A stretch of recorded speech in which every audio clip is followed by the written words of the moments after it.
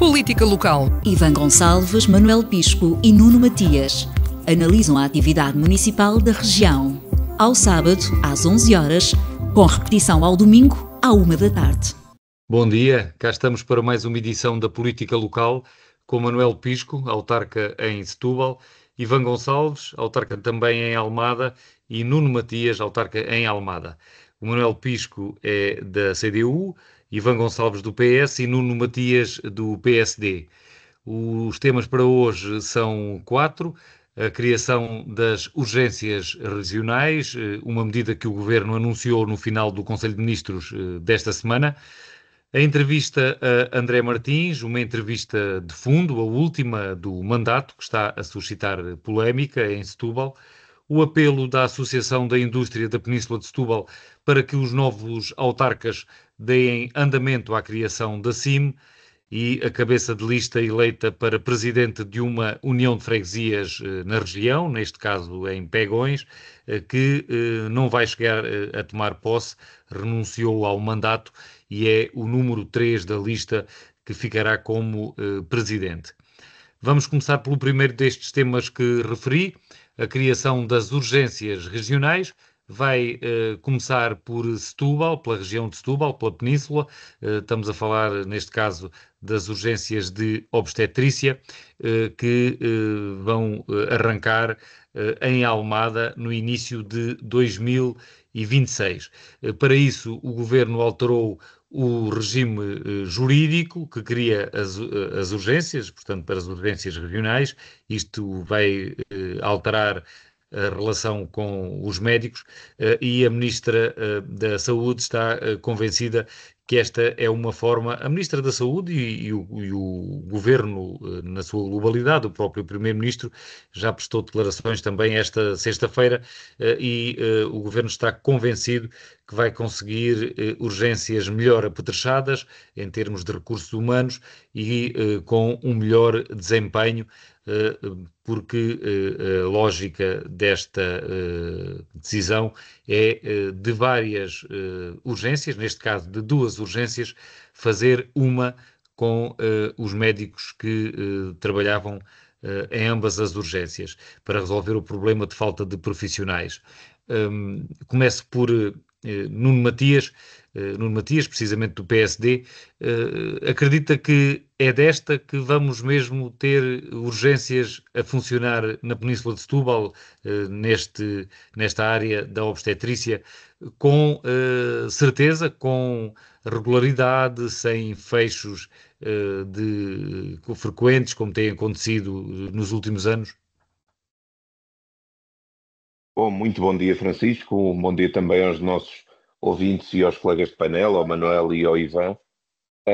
Bom, parece-me que resulta claro que finalmente há aqui uma decisão no sentido de encontrar uma resposta operacional a um problema que é recorrente, tem vindo a agudizar ao longo dos anos e que a falta de recursos humanos demonstra que tem que haver algum pragmatismo e alguma objetividade para que se possa encontrar uma solução em benefício dos utentes. E sabendo nós que o problema de recursos humanos continua ao longo dos anos a prolongar-se e a agravar-se, sabendo nós que o processo de formação de novos profissionais não é tão imediato, nem vai permitir encontrar uma solução no curto prazo.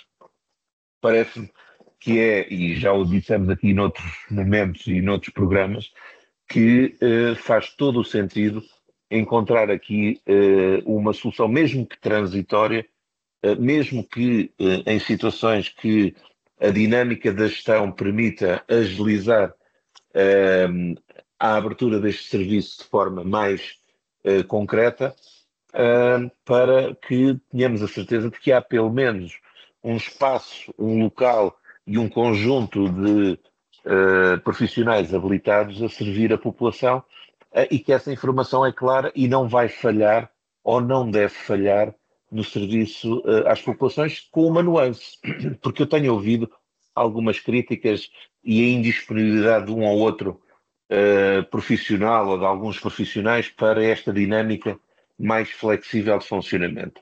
Ora, nós sabemos que não são raros os médicos que estão, hoje em dia, a partilhar o seu esforço profissional entre aquilo que é o Serviço Nacional de Saúde e aquilo que é a atividade privada. E também o fazem mais do que um local, às vezes até mais do que dois, e isso não põe em causa a sua capacidade de prestar o serviço, porque certamente foi uma opção profissional e de vida para com isso conseguir projetar a sua ação, neste caso clínica. E, portanto, parece-me que é absolutamente desejável que neste cenário e neste contexto se encontrem as soluções para garantir que temos estruturas a funcionar, que servem os utentes e que num espaço como a Península de Setúbal não acontece a situação que é absolutamente inaceitável, que é ter urgências fechadas ou não haver sequer uma urgência disponível para servir a população e, portanto, não é o cenário desejável, é importante que também se diga, claro que o desejável era que todos os hospitais e todas as ULS tivessem possibilidade de ter as urgências à disposição das pessoas por proximidade. Mas sabendo nós que isso não é possível porque faltam recursos e sabendo que isso não vai ser solucionado no curto prazo, anda bem o Governo a ter a coragem no sentido de encontrar uma solução que dê resposta a algo que não está a funcionar e que sabemos que ao longo de muitos anos não funcionou e se calhar não houve coragem de decidir nestes termos. Estava com o microfone desligado, peço desculpa. Manuel Pisco, daquilo que já lhe foi possível perceber, das reações dos sindicatos, acha que o Governo está a concretizar esta medida da forma adequada, em cooperação com os diversos agentes, ou parece uma medida imposta, neste caso pelo Executivo, e que por isso mesmo corre o risco de haver dificuldades de concretização? Bom dia a todos. Em cooperação com os diversos agentes, não é de certeza, porque depois de ouvirmos o Presidente da Ordem dos Médicos dizer, deixa lá ver o que é que a lei diz, para ver, parece que não é solução, mas para ver em concreto o que é que a lei diz, parece que não houve nenhuma conversa com sequer a Ordem dos Médicos, não é? E com as instâncias que são parceiras e que são partes na gestão da saúde nestas áreas. Mas isto também é um modo de procedimento que o Governo nos habituou, da noite para o dia, chega ali ao Conselho de Ministros, aprova, decreta, manda publicar, está resolvido, não fala com ninguém. E depois vêm as consequências. Quanto à solução, eu não consigo, independentemente dos protestos dos sindicatos, eu não consigo entender como é que havia. A gente passa de uma situação em que havia 3 urgências hospitalares a receber parturientes, Setúbal, Barreiro e Almada, passa-se para uma no extremo da Península de Setúbal. Imagine-se o que é uma grávida de urgência vir de Pegões ou eventualmente Alcácer, que será mais próximo de estar para aqui do que para Santiago do Cacém ou para Beja, fazer viagens de ambulância de dezenas e dezenas de quilómetros, quando a solução que é a única possível é contratar pessoal, fazer uma carreira como deve ser, e se o argumento, como o Nuno Matias estava a dizer, de que os médicos têm várias ocupações também no setor privado, se isso é esse argumento, então, em vez de estar a ministra, enfim, a invetivar aqueles que por funcionamento do sistema, têm vindo a acumular muitas receitas com os recibos verdes, com a precariedade, devia atuar nas acumulações, por exemplo. Mas não se atua nas acumulações, é sempre permitido. É bom lembrar que as equipas de obstetras têm que ter pelo menos 3 obstetras na urgência. Quando falta um, já não pode funcionar a equipa, mas os outros 2 são obstetras que continuam a funcionar. O que é que a senhora Ministra acaba de fazer? Aquilo que disse que não faria, disse ao Parlamento que não ia obrigar os médicos a fazerem deslocações à força, acabou de o fazer na forma de lei, formalizou na lei. São deslocações em serviço. E é evidente que ou são obrigatórias, não são voluntárias, porque o médico não vai dizer agora apetece-me ir de Setúbal para Almada, agora apetece-me ir do Barreiro para Almada, isso não vai acontecer. Portanto, obviamente que vai ser uma imposição para os médicos e vai ser, ou seja, reduzir 2 urgências de obstetrícia nunca pode ser uma solução para um problema. Reduzir 2 e ficar só uma nunca pode ser a solução para o problema. Parece óbvio, não é? qualquer pessoa normal a pensar, então, mas a solução está onde? É a falta de especialistas da área, médicos especialistas da área. Então tem que se arranjar. A gente vê no Sistema Nacional de Saúde, olha, a questão dos imigrantes, não é? Tantos médicos de outros países, os nossos também emigram para melhores condições, mas outros também vêm para cá trabalhar. Já tem médicos de Espanha, tem médicos da Venezuela, tem médicos de Cuba, tem médicos de vários países que trabalham no Sistema Nacional de Saúde. No Sistema Nacional de Saúde, quem frequenta os hospitais por infelicidade, com certeza que já se deparou com médicos de outras nacionalidades. Portanto, é uma questão de recrutamento. Então, e a solução é, em vez de 3, tentar fazer 3, nem sequer 2, então junta-se tudo e fica logo numa extremidade geograficamente, numa extremidade da Península de Suba, que é o ponto mais longe da maior parte da Península. É solução a isto? É difícil de acreditar, só por algum milagre, não é? Agora, os enfermeiros e os médicos, os sindicatos estão a protestar, a Ordem dos Médicos há de se pronunciar porque nem conhecia a lei, portanto estava à espera que ela saísse, e portanto este modo de governação de soluções à força, que não são soluções, parece difícil resolver qualquer problema. Não percebo como é que isto vai funcionar e ser solução para alguma coisa. Obviamente que não, quer dizer, e quem está a tomar estas medidas, e às tantas não é só já a questão de nós dizer, mas o Sr. Ministro é incompetente, não consegue resolver os problemas, que é incompetente no sentido em que não consegue compreender as questões de fundo e resolver e arranjar soluções para elas. Nesse sentido não é capaz de resolver. Mas se é incapaz, quando se vai a Conselho de Ministros também não há mais ninguém que chame a atenção de nada, não é? Quer dizer, o problema é da ministra ou é do governo todo? O que é que se quer fazer à saúde? Quer-se manter neste estado, nestas águas mornas em que, ponto firme e assente em que não há nenhuma negociação com os sindicatos para a revalorização das carreiras médicas. Não há. Mas deixa-se os médicos ganhar dinheiro em acumulação com as prestações de serviço que são pagas a valores muito mais elevados, ganhando muito mais. Uma das medidas anunciadas pela Ministra passa também pelo corte dos valores pagos aos médicos tarefeiros, aos médicos em prestação de serviços. Pronto, sem a menor dúvida, se arranjar profissionais para os lugares, vai arranjar maior confusão e maior falta de resposta. Absolutamente inevitável. Esta medida foi decidida no Conselho de Ministros de quarta-feira, mas só foi anunciada em conferência de imprensa esta sexta, porque o país estava em luto nacional devido à morte de Francisco Balsemão, e a Ministra, depois de anunciar estas medidas, ficámos então, vamos aos poucos conhecendo as reações dos diversos sindicatos e dos organismos ligados aos médicos. O Manuel Pisco já aqui referiu a Ordem dos Médicos, mas, por exemplo, a Federação Nacional dos Médicos critica este novo modelo, diz que existe um perigo real de partos em ambulâncias e que as urgências regionais não servem as grávidas nem os médicos. O Sindicato Independente dos Médicos diz que se trata de um cheque em branco, este novo diploma, e temos então os sindicatos dos médicos, de uma forma geral, a criticarem a mobilidade que dizem ser imposta. E os sindicatos dos enfermeiros ameaçam paralisar o setor se o governo avançar com estas urgências regionais. É uma medida que tem Setúbal no centro da ação, pelo menos para começar. A primeira urgência a criar é em Setúbal, a de obstetrícia, no Hospital de Almada. Ivan Gonçalves, qual é a sua primeira análise a esta medida e também às reações que se vão conhecendo? Antes de mais, muito bom dia a todos, aqui aos meus colegas de painel, ao Manel e ao Nuno e ao Francisco também.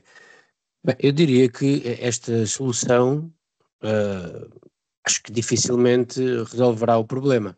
Em primeiro lugar, por alguns dos motivos que já foram referidos, até pelo Manel, e começo pelo mais evidente, é existir, mesmo que esta urgência funcione e funcione bem, vamos ter um problema enorme de falta de profissionais por todo o território, ou pelo menos de urgências pelo território, porque uma urgência para servir toda esta população é de facto insuficiente.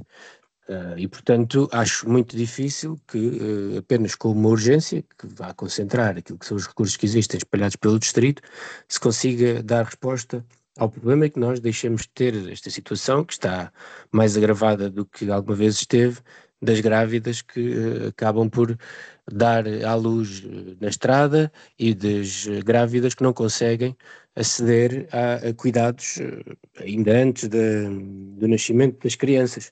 Portanto, acho que este problema, esta solução não resolve. E depois ficamos também sem perceber se esta ideia, se esta medida vai garantir que tenhamos mais profissionais. Parece-me que não vai garantir que tenhamos mais profissionais e, portanto, o maior problema que temos acaba por não ser resolvido.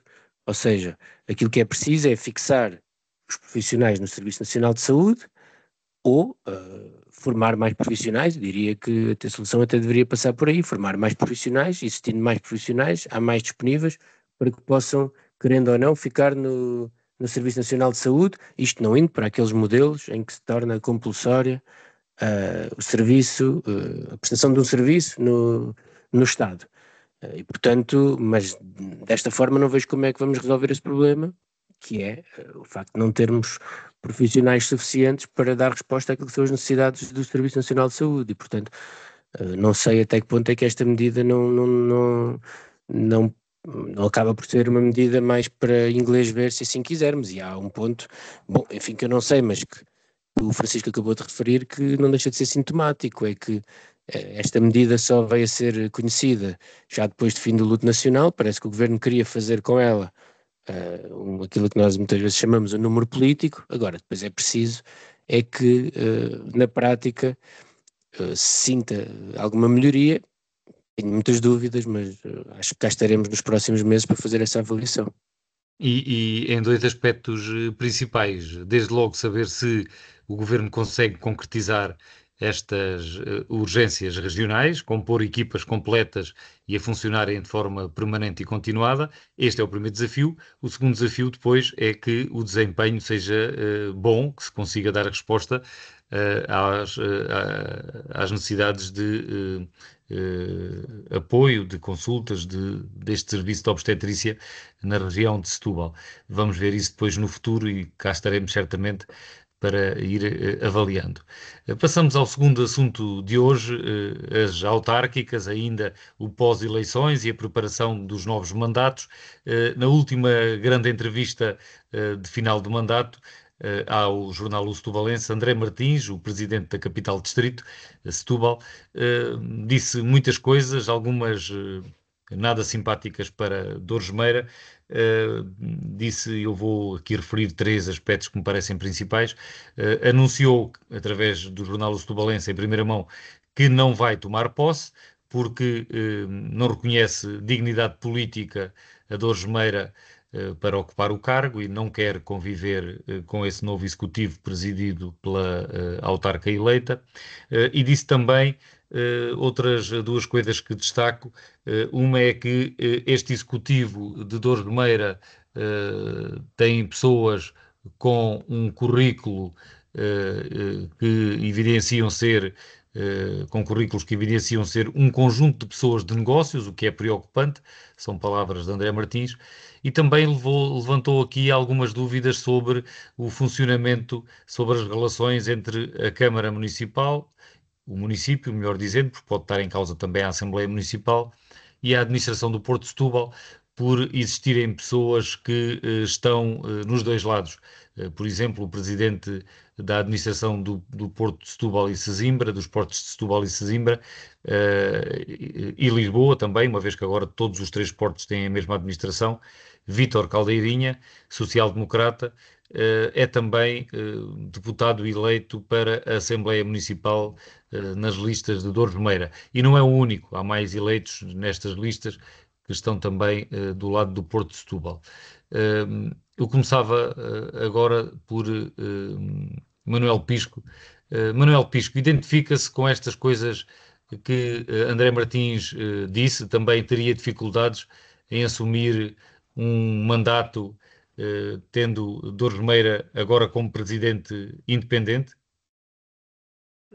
Não, Francisco, eu vou abster-me de comentar. O meu último ato público nas funções de Presidente da Assembleia será no dia 30 conferir posse aos membros eleitos.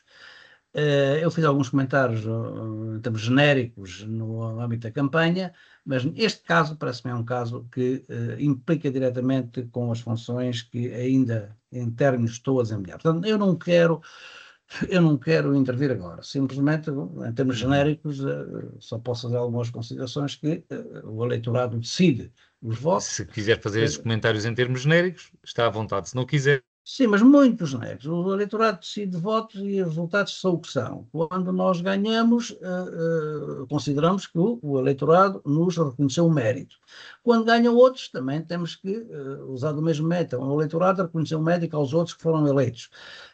Mas quanto às questões objetivas e concretas que são colocadas na entrevista, eu aí não quero entrar agora, quando não tiver nenhuma responsabilidade, porei dizer o que entendo, o que é que me parece, mas agora prefiro não. A tomada de posse vai ser na próxima quinta-feira, e até lá, enquanto estiver nas das funções, não vou pronunciar a favor de um eleito ou de outro eleito, que era isso que eu teria que fazer se fosse fazer mais considerações. Portanto, peço desculpa, mas vou aparecer neste ponto. Bom, ou seja, é compreensível. Neste caso, declaro a minha incompatibilidade na matéria. Ivan Gonçalves, relativamente a estes destaques que eu próprio fiz desta entrevista, não sei se é destes que quer falar, se tem outros aspectos que considere mais importantes. Que avaliação é que faz? Compreende aquilo que diz André Martins? Acha que faz sentido e que é aceitável? Bem, eu acho que é preciso separar aqui os vários planos. Obviamente, do ponto de vista pessoal, o presidente André Martins, que ainda o é, mas vai deixar de ser, penso que está magoado porque perdeu as eleições, e perdeu as eleições de uma forma, eu diria que estrondosa. Não vou dizer se é justo ou injustamente, e quando eu digo estrondosa é porque não é só a questão de ter perdido as eleições, faz parte de quem se candidata, quem se submete ao sufrágio, sabe que umas vezes se vence, outras vezes se perde, é mesmo assim. Mas a CDU passou de 5 vereadores para 1, e é uma coisa pouco vista, que eu acho que tem muito a ver, é a minha opinião pessoal, com o facto de grande parte do eleitorado, quando teve que escolher entre a CDU e Maria das Dores de Meira, o eleitorado de Setúbal acabou por escolher Maria das Dores de Meira. Justo ou injustamente, nem sequer estou a fazer essa classificação. Portanto, acho que André Martins está, acima de tudo, magoado. É magoado porque entende ele, e basta ver isso na entrevista, que a figura de Maria das Dores de Meira é um logro, é isso que se prende ali, ou seja, que recolhe o mérito daquilo que na verdade não devia ter, do mérito do que não deveria ter, e portanto acho que existe ali uma carga de um sentimento de injustiça. Pronto. Essa parte acho que é evidente para quem lê a notícia, e é aquilo que se calhar menos interessa. Daqui para a frente, essa é uma questão com que os intervenientes vão ter que lidar consigo próprios. Porque a política nem sempre é justa, já sabemos, as coisas são como são. Agora, do ponto de vista político, obviamente, para a CDU isto é uma grande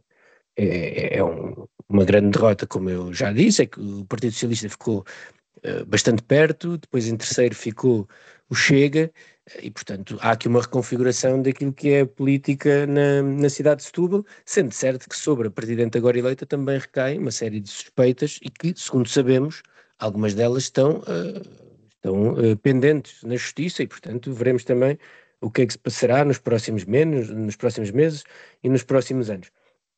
Quanto ao facto de André Martins não querer assumir este cargo, enfim, é um presidente de Câmara que sai, é sempre estranho que um presidente de Câmara passe para a variação para a oposição, mas isso já aconteceu no passado noutros casos. Enfim, acho que não se pode levar demasiado a mal, não é comparável com outro tipo de casos, e alguns deles com que nós vamos falar já a seguir, mas parece-me que é mais uma questão essa renúncia tem muito a ver com essa circunstância pessoal. E agora penso que também que a CDU deve repensar aquilo que é o seu posicionamento em Setúbal, obviamente, depois de um resultado destes, acho que não existe outra forma de ver as coisas. Ivan Gonçalves, ainda antes de passar ao Nuno Matias, Quanto à perspectiva de governabilidade em Setúbal, é sabido, pelo menos por nós, o setubalense, que estão a decorrer conversações entre vários partidos, mas no caso concreto entre o grupo independente Setúbal de Volta e o Partido Socialista, e há uma possibilidade do Partido Socialista vir a aceitar viabilizar a governação em Setúbal. Fernando José tem tido essas conversas com a força de Maria das Dores Meira, não está fechada essa possibilidade. E há também aqui uma outra relação a acertar, que é para a Assembleia Municipal. O partido que tem mais deputados municipais, contando com os presidentes de junta, é o Partido Socialista. E aí penso que já ninguém tem dúvidas que o próximo presidente da mesa da Assembleia Municipal vai ser o socialista Paulo Lopes, e para isso o PS podia contar ou com a CDU, que seria suficiente, e até o presidente da Federação Socialista, Pinotes Batista, já abriu a porta a haver um entendimento entre PS e PCP, mas no caso de Setúbal esse entendimento pode ser até com a própria Maria das Dores Meira, a segunda força mais votada para a Assembleia Municipal, porque, como já disse, estão a decorrer negociações e está em aberta a possibilidade de haver um entendimento. Ivan Gonçalves, acha aceitável que o PS em Setúbal possa viabilizar a governação da Câmara de Setúbal?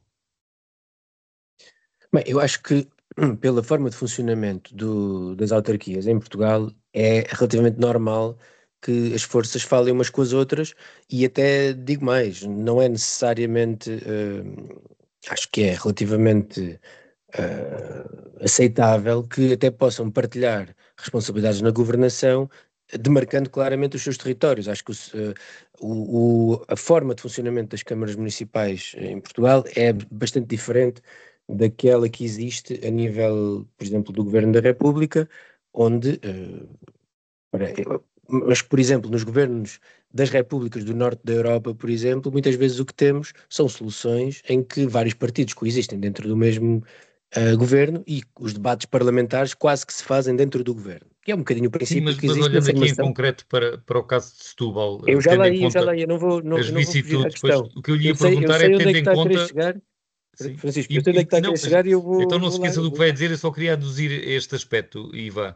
Acha que é possível esse entendimento, mesmo com Fernando José continuar a liderar a oposição em Setúbal? Bem, obviamente que o que eu ia dizer é que é possível que vários partidos partilhem responsabilidades e ainda assim mantenham uma, eh, uma características de oposição, e cada uma marque bem o seu território. Acho que isso até é possível, sendo que depois, obviamente, quem tem pelouros fica mais limitado a poder, ou quem tem pelouros, ou quem faz um acordo de governação, fica mais limitado na sua ação. Isso também é dos livros.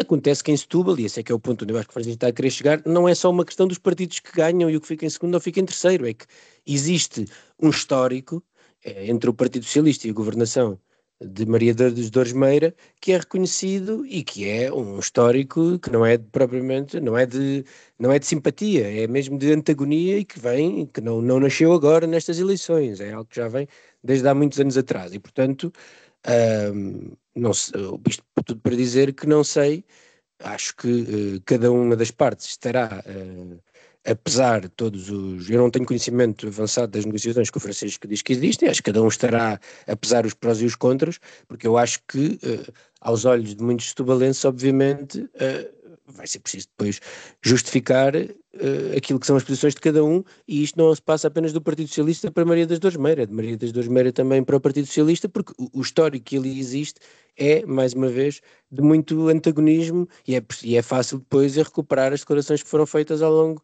dos últimos anos. Agora, tenho que ter confiança que isto está a ser feito e que tudo isso está a ser ponderado. Agora, relativamente à questão da Assembleia Municipal, parece mais ou menos evidente que o Partido Socialista é quem está em melhores condições para assumir a presidência da Assembleia Municipal, com ou sem o apoio do movimento de Maria das Dores Meira. Nuno Matias. Nuno Matias é do PSD. Destes vários aspectos que eu destaquei aqui da entrevista de André Martins, há um que tem mais diretamente a ver com a área social-democrata, que é a questão de haver dois administradores dos portos da região, de Setúbal, Sesimbra e Lisboa, que estão também eleitos como autarcas por Maria das Dores Meira. André Martins diz que não consegue perceber como é que vai funcionar esta relação. Para si isso é normal ou também concorda que não é propriamente normal que isto aconteça? Bom, Francisco, eu acho que nestas coisas as pessoas têm que também usar de algum bom senso e equilíbrio. Não é por acaso que o desempenho de funções públicas identifica situações onde, havendo algum género de conflito de interesses ou incompatibilidade, mesmo que pontual ou temática, exista expedientes formais para que as pessoas se inibam de participar ou de condicionar as intervenções e as decisões.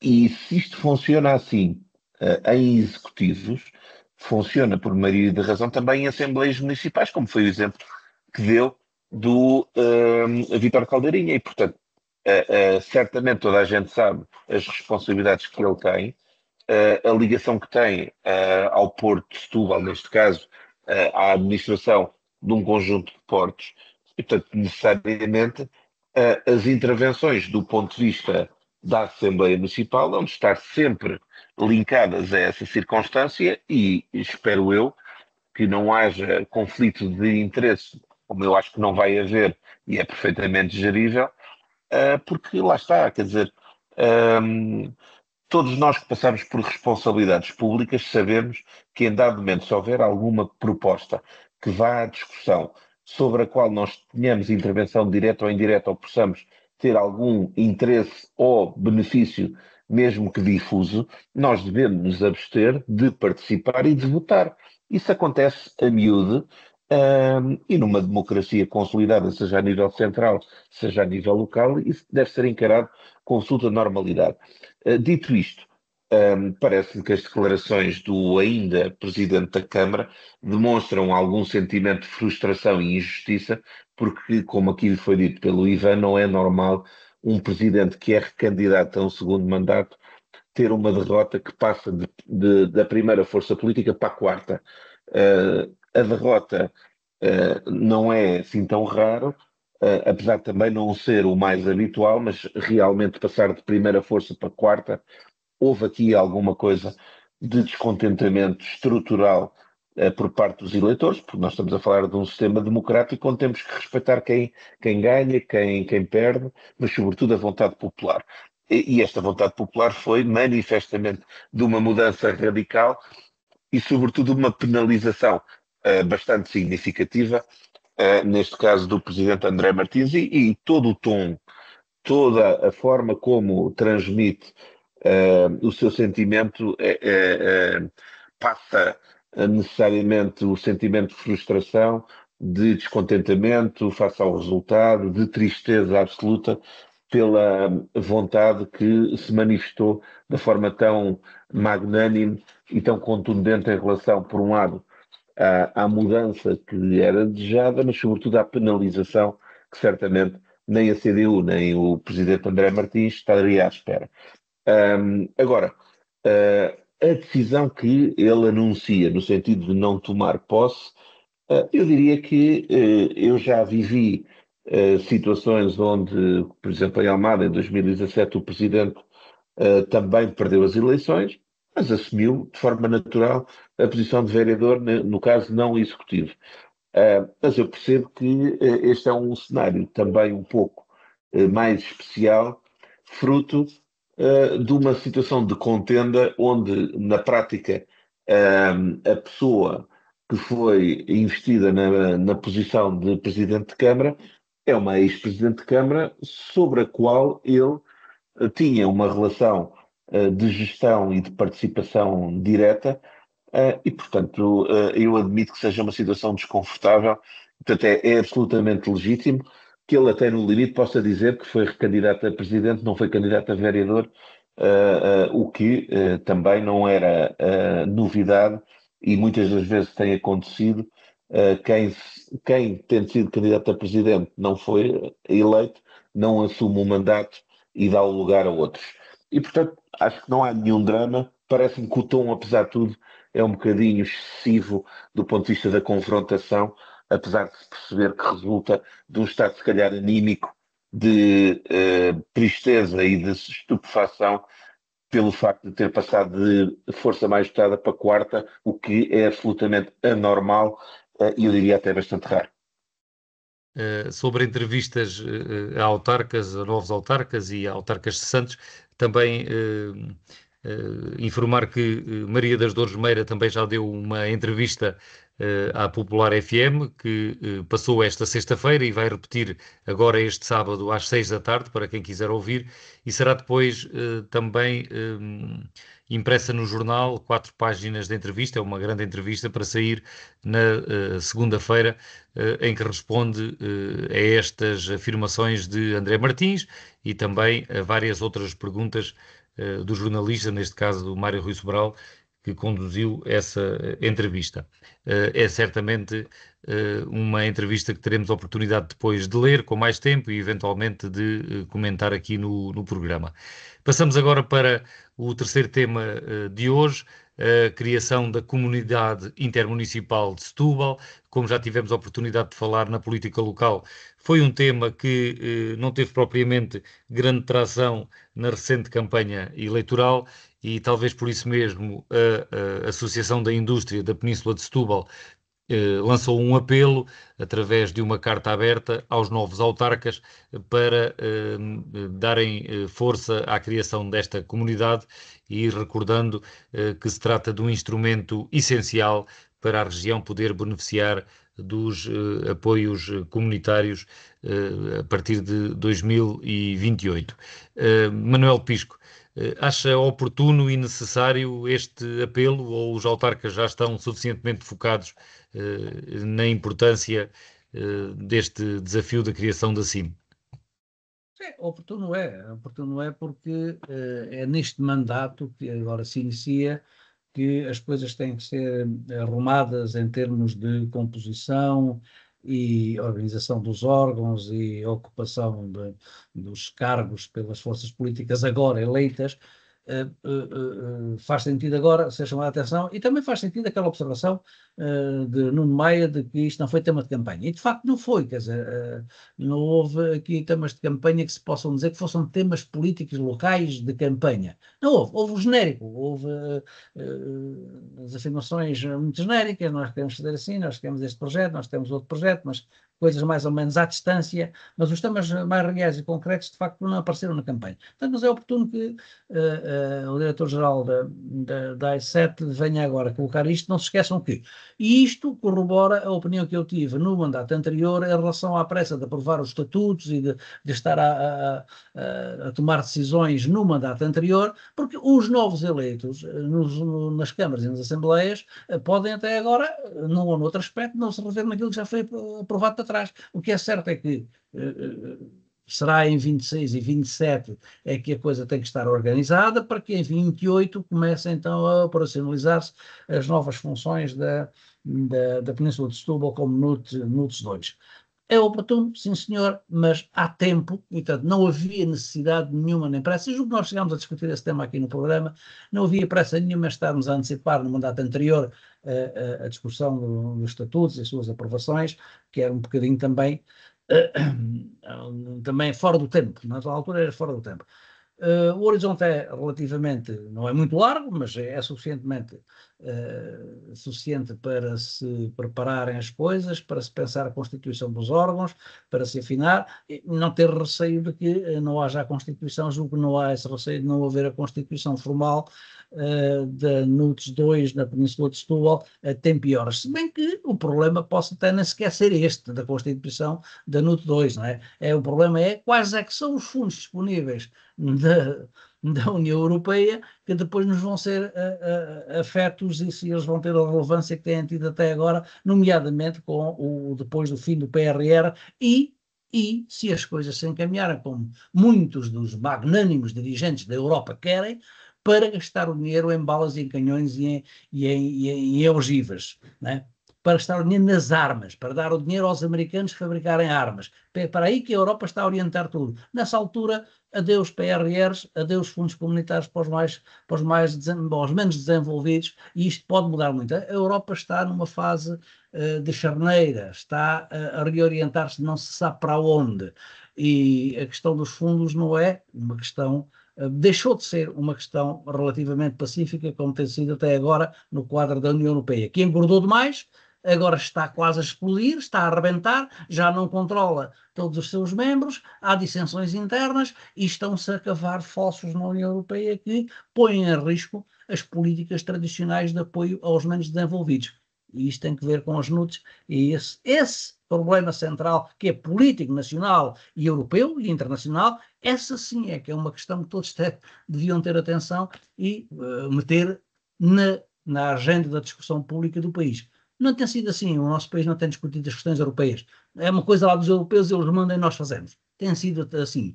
A Europa manda, os países fazem. Alguns, agora há outros que já começam a não fazer e não seguir esses ditames. E em relação aos Estados Unidos mandam e a Europa faz. Isto não é ter política própria. Portanto, esse quadro é, de facto, mais preocupante em relação à possibilidade de utilização com proveitos razoáveis da criação da NUT 2, que pode estar muito em causa se o caminho seguido for aquele que está a ser seguido agora. Antes de mais das políticas europeias, temos agora aqui a questão de ser a própria região que tem que fazer o seu trabalho de casa, aprovar uns estatutos que sejam únicos para a CIM e todos os órgãos dos municípios aprovarem de acordo com o que tem que ser. Há assembleias municipais que ainda não aprovaram a CIM, é o caso da de Setúbal, embora do lado das câmaras municipais penso que já todas aprovaram. E estava a falar dos estatutos porque, ao que julgamos saber, há 2 estatutos em aprovação nos municípios. Os municípios socialistas têm aprovado uns estatutos e os municípios comunistas têm aprovado outros estatutos. Ora, isto não pode ser, como é evidente, a entidade só pode ter uns estatutos a funcionar e ainda é preciso resolver esses aspectos e concluir a criação desta comunidade intermunicipal. Ivan Gonçalves, não sei se leu o artigo de Nuno Maia, o diretor-geral da AI7, e também a notícia que o setubalense fez.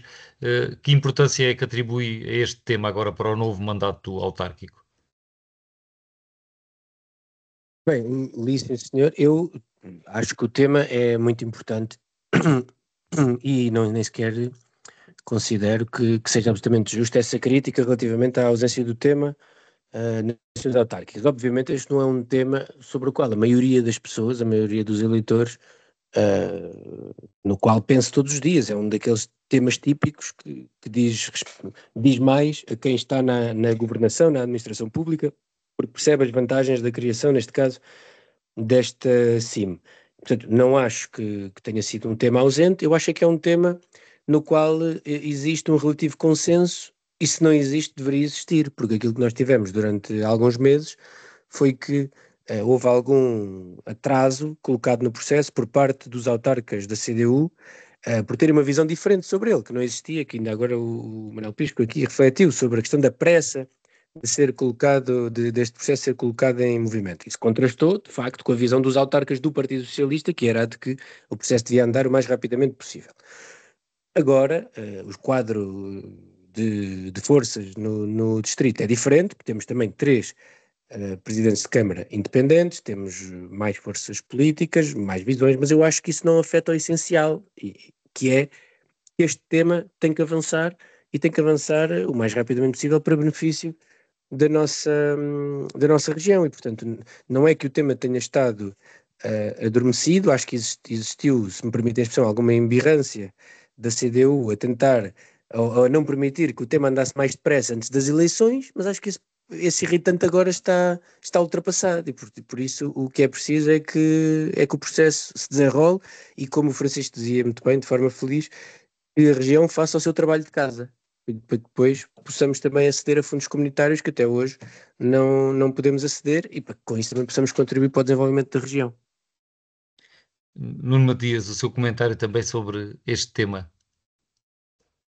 Bom, esta é uma matéria que nós já discutimos mais do que uma vez e onde, pelo menos na minha visão, há absoluto consenso sobre a utilidade de ter uma CIM, a importância estratégica para termos candidaturas até supramunicipais para projetos de interesse regional ao nível de fundos comunitários, e até estamos atrasados em relação àquilo que acontece noutras áreas do território nacional e, portanto, aquilo que é a chamada de atenção que este artigo apresenta, mais não é do que ir ao encontro de muito daquilo que já foi decidido em câmaras municipais, que já foi deliberado na esmagadora maioria e que agora deve ser implementado tão rápido quanto possível para operacionalizar aquilo que é a gestão de um processo que é vital para o desenvolvimento do território, porque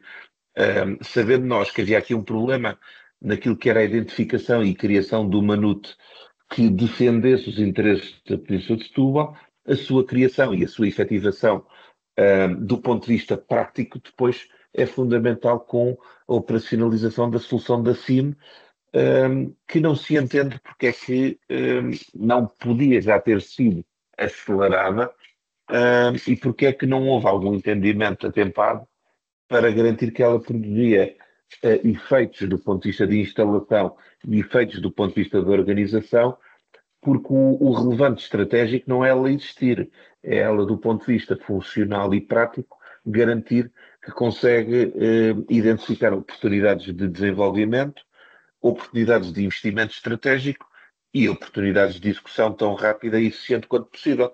Portanto, parece-me que esta chamada de atenção vem apenas acelerar a urgência que neste caso é demonstrada pelo sentimento também que a sociedade civil está a dar de indicação aos autárquicos, neste caso a um novo ciclo autárquico que está a tomar posse, para pedir para que não se perca mais tempo a uma solução que me parece a mim, voltando ao início, que é absolutamente consensual.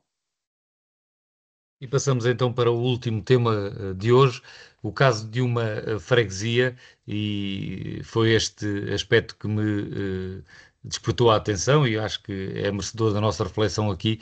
Uma freguesia, a unidade política mais próxima em termos eleitorais dos cidadãos, onde, neste caso na União de Freguesias de Pegões, onde a cabeça de lista renunciou ao mandato ainda antes da tomada de posse, o número 2 também, e é a pessoa que estava em terceiro lugar na lista, que vai ser a presidente de junta. É Ana Rosa Aveiro, que vai assumir a presidência da União de Freguesias de Pegões, depois de Carla Pereira ter apresentado a renúncia ao cargo por motivos inesperados de natureza pessoal, e também do número 2, Carlos Branco, ter informado que também não vai assumir essas funções. Esta lista que ganhou esta União de Freguesias é dos independentes, liderados por Fernando Caria, dos independentes do movimento Montijo com Visão e Coração. Este líder deste movimento, que é também o presidente de Câmara eleito, diz que esta alteração, esta substituição do número 1 para o número 3 não desfalca o compromisso dos eleitos assumirem uma linha de ação assente em proximidade, transparência e responsabilidade, e era mesmo isto que eu gostava que nós analisássemos aqui numa freguesia. O cabeça de lista, a pessoa em que os eleitores, em teoria, votam para presidente de junta, ser substituído e logo pelo número 3, Ivan Gonçalves, é aceitável? Não é um problema que temos aqui no nosso sistema? Eu não me parece que seja um problema que temos no sistema. Eu acho que é um problema ético das pessoas que se candidataram a este cargo. E também quer dizer, com muita clareza, nós tendemos a ter uma mala pata contra os partidos políticos, em alguns casos justificada, noutros nem por isso, mas quer dizer, os partidos políticos, apesar de tudo, ainda sou o garante que alguma normalidade existe no nosso sistema, porque de facto esta situação não é normal. Estas pessoas candidataram-se, aceitaram ser candidatos há 2, 3 meses, venceram as eleições, as pessoas, neste caso as pessoas de Pegões, confiaram neles, e depois quando percebem que vencem as eleições, se calhar não esperariam, não sei, não faço ideia, dizem, bom, nós afinal não estamos disponíveis para carregar este fardo e para exercer esta função. Ora, eu acho que isto é uma falta de consideração por todos estes, pelos eleitores, e acho que levanta muitos problemas éticos, a não ser que alguma coisa se passe com estas duas pessoas que tenham descoberto que têm uma doença, uma situação pessoal que foi dos últimos dias, enfim. Mas se não for assim, acho que é absolutamente inexplicável e lamentável. Nuno Matias, esta conduta, a não ser que exista uma justificação aceitável, como também ressalvou Ivan Gonçalves, temos que fazer essa ressalva, obviamente, põe em causa a confiança dos eleitores na democracia, no sistema que nós temos, neste caso em Pegões. Francisco, eu acho que o problema aqui, e eu concordo com o Ivan, não é o sistema em si, é a forma como as pessoas se posicionam no sistema. E neste caso estamos a falar, bom, quer dizer, pode ter havido um problema de última hora pessoal, mas é uma estranha coincidência ter sido logo na mesma lista e nas duas primeiras pessoas da lista que ainda por cima ganhou as eleições e renunciarem ao mandato que lhes foi confiado ainda antes de tomar posse é no mínimo estranho, pouco usual e, na minha opinião, absolutamente desrespeitoso para com os eleitores, porque nós estamos aqui a falar de circunstâncias diferentes. Há pouco estávamos a falar de alguém que, sendo presidente, perdeu as eleições e legitimamente entende que não deve prosseguir porque se candidatou a presidente. Neste caso estamos a falar de uma pessoa que era cabeça de lista, foi eleita presidente de junta e abdica de cumprir o compromisso que assumiu com os eleitores e que certamente não foram assim tão poucos que falharam do ponto de vista de voto porque ganhou essa eleição. E, portanto, não me parece que seja o sistema, parece-me que seja a forma como as pessoas usam a prerrogativa de se candidatarem e depois não respeitam a vontade do voto, sobretudo dentro daquilo que tem que ser uma confiança, e eu isto também assinalo, se isto fosse num partido político, dizia-se que era o podre do sistema, sendo um movimento de independentes, parece-me que é o podre da cidadania, quer dizer, é algo que manifestamente não é aceitável, seja num partido, seja num movimento independente, que é faltar ao respeito a eleitores que ainda por cima confiaram o seu voto para uma solução ganhadora e atribuíram a responsabilidade de gerir uma junta de freguesia que é tão relevante para a vida das pessoas. E, portanto, eu acho que há que repensar a forma como algumas pessoas veem estes movimentos e como veem estes processos de responsabilidade, porque a política começa a ter problemas de credibilidade é exatamente quando há protagonistas que acrescentam ruído e acrescentam fatores de desconfiança que na realidade é a árvore, não é a floresta, mas contamina uma percepção da opinião pública em relação a pessoas que não se dão ao respeito, não respeitam os eleitores e não respeitam e nem têm a percepção daquilo que é a responsabilidade que foi assumida no momento em que preencheram uma ficha de candidatura. É que, a partir do momento que somos candidatos a alguma coisa, temos que respeitar o público que desejamos representar. E estas pessoas podem ter tido um problema lamentável de última hora, mas é muito estranho que tenha sido logo o primeiro candidato e o segundo a terem esse problema e que abdicam para que assuma a terceira candidata, neste caso a posição que não foi a pessoa que liderou, nem foi a pessoa que deu a cara no sentido de dizer que eu estou aqui como candidata a Presidente da Junta. A pessoa que foi candidata e que foi sufragada foi uma pessoa que abdicou do mandato, pode ter sido por razões justificáveis, mas que é estranho e que não dignifica nem torna mais elevado o processo, de certeza que não torna, aos olhos das pessoas que, sobretudo, aquelas que em Pegões votaram neste movimento e que se veem defraudadas. Manuel Pisco, o seu comentário também sobre este caso. Sim, eu acho que isto não é uma questão de sistema. O sistema está bem concebido neste aspecto porque uma votação é uma delegação de poder. É o poder democrático que está no povo, que é delegado naqueles que são eleitos, não é? São votados e, por maioria, têm mais votos e são eleitos. Portanto, o povo transfere o poder de governação local, neste caso, para os que o representam, nos quais eles votaram. Se as pessoas não têm um motivo ponderoso, não é? Ou não houve alguma circunstância coincidente em que logo as duas pessoas primeiras votadas da lista, se há coincidência e tem um motivo intempestivo que não tinham previsto e que as leva a renunciar, muito bem, pode acontecer. Então as pessoas têm que explicar isso publicamente. Se não, se pensaram mal, isto é só mais ou menos ver o que é que dá, então é uma leviandade, é uma brincadeira que não é admissível e isso conduz no futuro a uma descredibilização do sistema, sim, né? Do sistema político.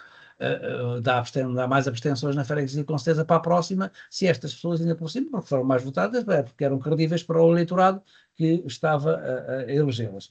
Portanto, não sei qual é, não conheço o caso em concreto, pode ser uma coisa, pode ser outra, mas o sistema não tem nada de mau, o sistema não pode impor, isto é como nas heranças, não é? A herança tem que ser aceite. E esta transferência de poderes democráticos do povo para os eleitos também tem que ser aceite. Portanto, o direito à renúncia existe. O caso do André Martins, ele próprio diz, é uma questão pessoal, eu nestas circunstâncias não suporto as circunstâncias e portanto, não vou tomar posse. Aqui, sendo a primeira vez, talvez, não sei se era a primeira vez, mas sendo uma eleição em que logo os dois primeiros da lista, isto pode, enfim, fazer a crer que se foi só assim, por não terem pensado bem, isso é uma certa fraude perante o eleitorado e isso é que faz mal ao sistema. O sistema não tem as defesas e as garantias suficientes para que os eleitos de boa vontade, tal como se candidataram, assim assumam os lugares para que foram eleitos. A renúncia é um direito que assiste a todos, agora, se é por boas razões ou por más razões, é isso vamos certamente perceber. Vamos certamente perceber no futuro, nos próximos dias, esse tema será esclarecido, certamente, pelo menos o setubalense está a procurar esclarecer. Chegamos ao final do programa de hoje, a política local, aos sábados às 11 da manhã, na Popular FM, repete aos domingos à 1 da tarde e fica depois também disponível em podcast. Uma boa semana para todos, voltamos de hoje a 8 dias. Política local. Ivan Gonçalves, Manuel Pisco e Nuno Matias analisam a atividade municipal da região. Ao sábado, às 11 horas, com repetição ao domingo, à 1 da tarde.